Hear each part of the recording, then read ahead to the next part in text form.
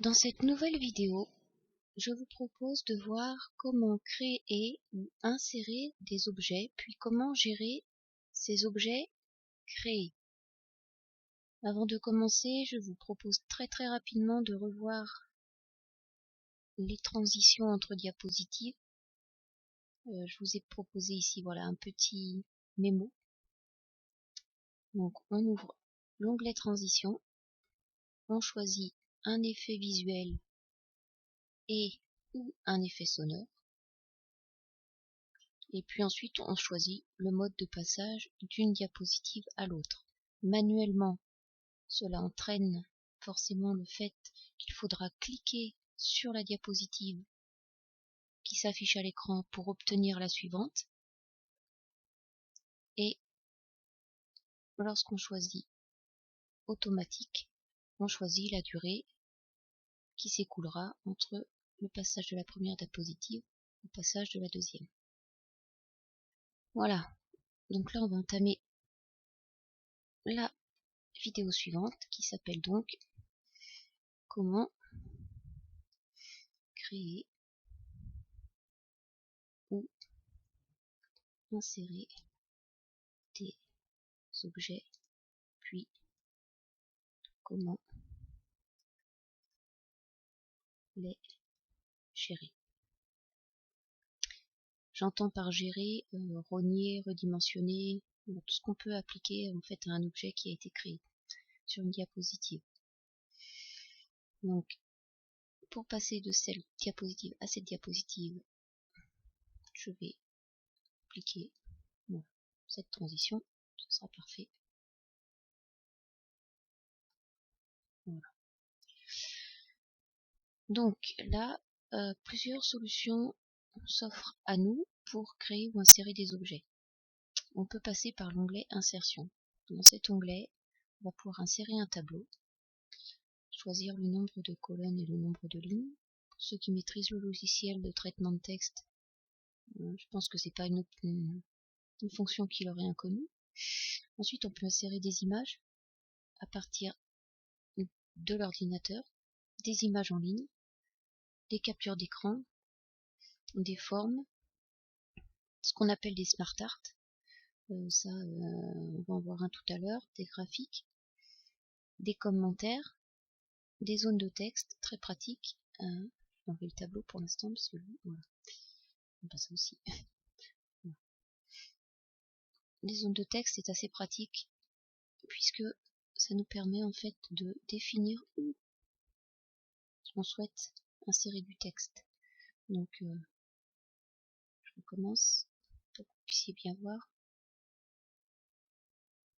Donc vous vous mettez sur l'onglet Insertion, ensuite zone de texte, et là quand vous allez cliquer dessus, vous avez la possibilité ensuite de tracer un cadre défini dans lequel vous allez pouvoir insérer du texte. Donc là on va commencer par créer et insérer des objets. Donc on peut redimensionner la zone de texte. Lorsqu'on est sur la zone de texte, en fait, on voit apparaître ce petit cadre qui permet de faire tourner le texte. Excusez-moi si je vous donne envie de vomir. Voilà, je vais le remettre droit. Et ça nous permet également d'agrandir si on tire sur les coins ou d'agrandir à l'horizontale. Voilà. Donc là je vais agrandir ma police qui est un peu petite. Voilà.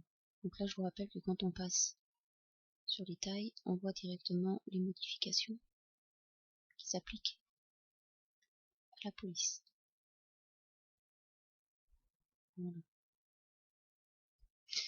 Donc voilà, l'onglet insertion, c'est vraiment l'onglet qui nous donne toutes les possibilités qu'il existe.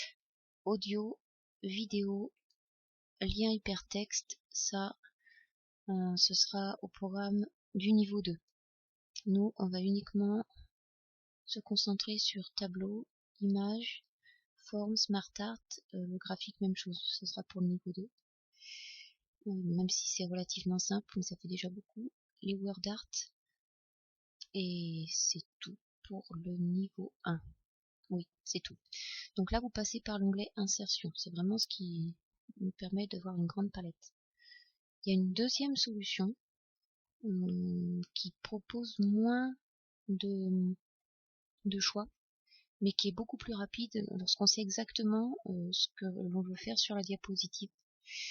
Vous allez dans l'onglet, alors si c'est une nouvelle diapositive que vous souhaitez insérer, vous allez dans Nouvelle diapositive.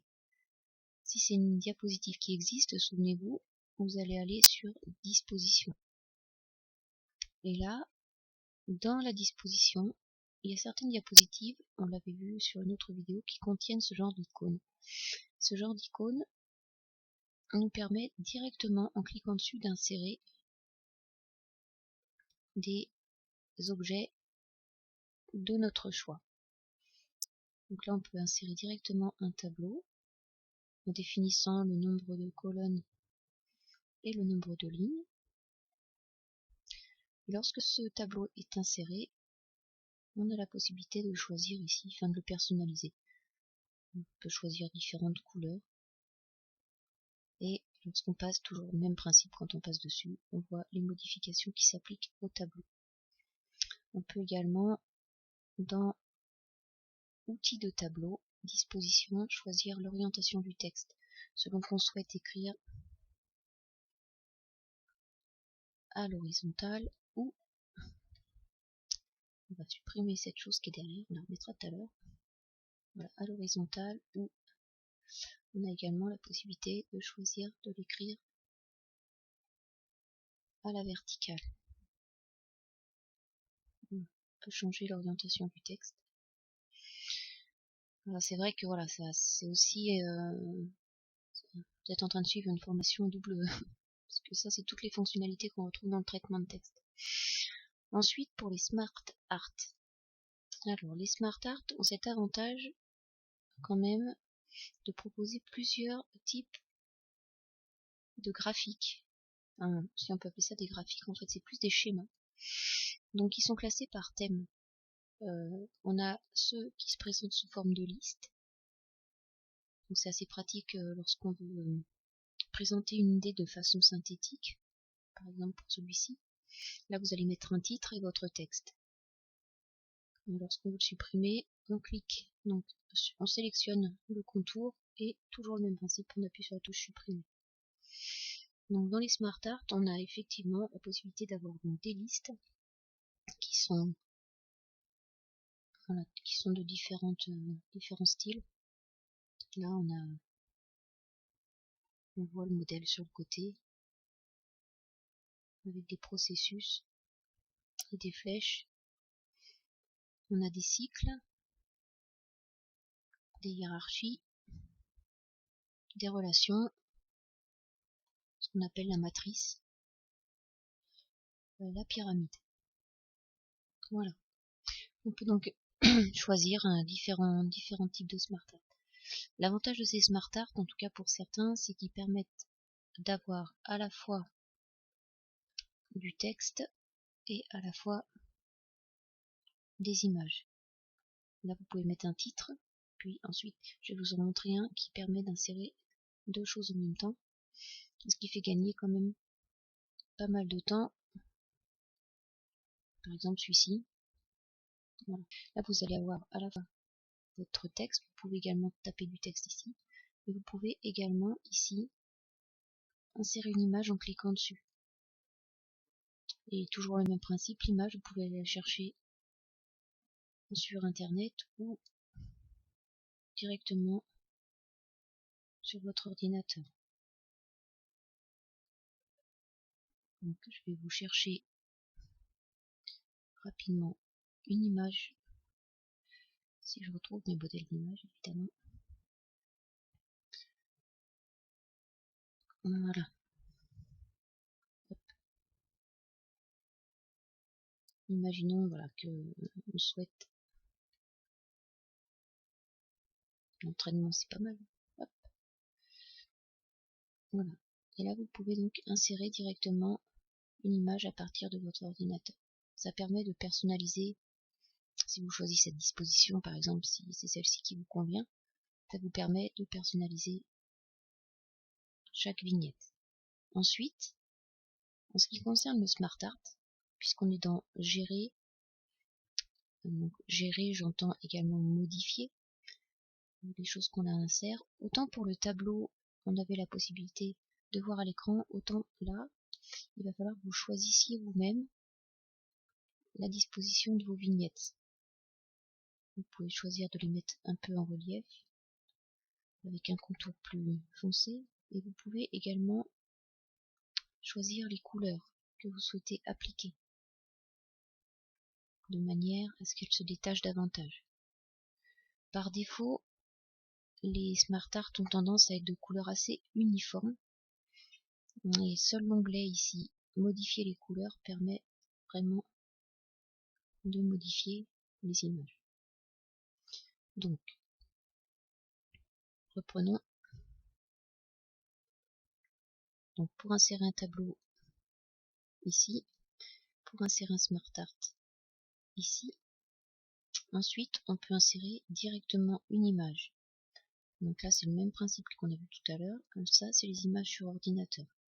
Donc voilà, on clique et on fait insérer, et donc apparaît à l'écran l'image que vous avez choisi d'insérer. Donc là, exactement la même chose que pour le petit texte que j'avais inséré tout à l'heure. Vous prenez dans les coins pour réduire la taille de façon proportionnelle. Vous pouvez choisir la rotation de l'image, ou bien encore agrandir ou rétrécir de façon horizontale. Bien évidemment, pour des images, il est quand même mieux d'utiliser le coin, puisque ça vous garde exactement les mêmes proportions de taille. Voilà. Ensuite, vous pouvez également aller chercher sur internet ou insérer une vidéo. Ça, les images en ligne, je vous laisserai faire parce que c'est assez long, mais ça fonctionne exactement comme les images sur l'ordinateur. Simplement, vous allez accéder au moteur de recherche, vous entrez l'image que vous souhaitez trouver, et lorsque l'image que vous souhaitez trouver s'affiche à l'écran, vous cliquez dessus et donc il l'insérera directement dans votre fichier. Et ici, donc insérer une vidéo, ça c'est pour le niveau 2, parce que pour insérer une vidéo, il y a énormément de choses à savoir. Donc dans la création et l'insertion, je crois qu'on a fait le tour. Très rapidement, certes, je l'avoue, mais on a fait le tour. Ce qui est quand même intéressant, oui, les word art, ça je pense que tout le monde connaît. Donc ça nous permet d'avoir des lettres avec des effets un peu particuliers, un reflet, il y en a certains qui sont un peu lumineux. Voilà. Alors, ce qui est intéressant quand on choisit une diapositive qui est vierge, comme celle-ci, c'est-à-dire qu'on n'est pas passé par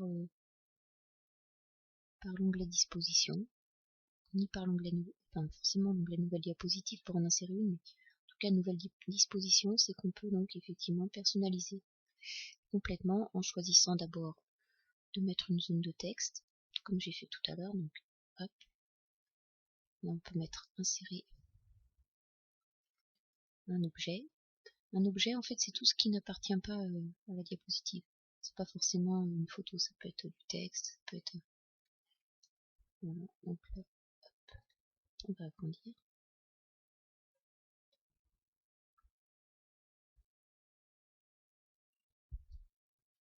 Voilà. Et puis l'avantage, quand on a donc décidé d'avoir une diapositive avec juste un bandeau de titre, on peut même choisir de mettre une diapositive sans aucun bandeau. Ça existe, la diapositive qui est totalement vide ici. Voilà. L'avantage donc, c'est que après, on peut ensuite, par exemple, choisir également d'y mettre une image, peu importe. On va changer un peu, on peut mettre toujours les mêmes. Voilà. On peut également choisir d'insérer une image. On peut également insérer une vidéo. Voilà. Donc c'est l'avantage, sachant que ici les dispositions sont quand même plus restrictives au niveau créatif. Voilà, c'est à peu près tout pour cette vidéo. Il existe encore tellement de possibilités que il faudrait vous faire une demi-heure ou 3/4 d'heure de vidéo. Là, je pense que j'ai vu les fonctions les plus essentielles et les plus utilisées. Donc, je vous rappelle, dans l'onglet Insertion, on choisit ce que l'on souhaite insérer et on peut ainsi créer des diapositives personnalisées. J'espère que cette vidéo vous aura apporté quelques informations et je vous donne rendez-vous pour la dernière vidéo qui abordera le mode trieuse de diapositives, le minutage du diaporama, l'affichage du diaporama et l'enregistrement de la présentation.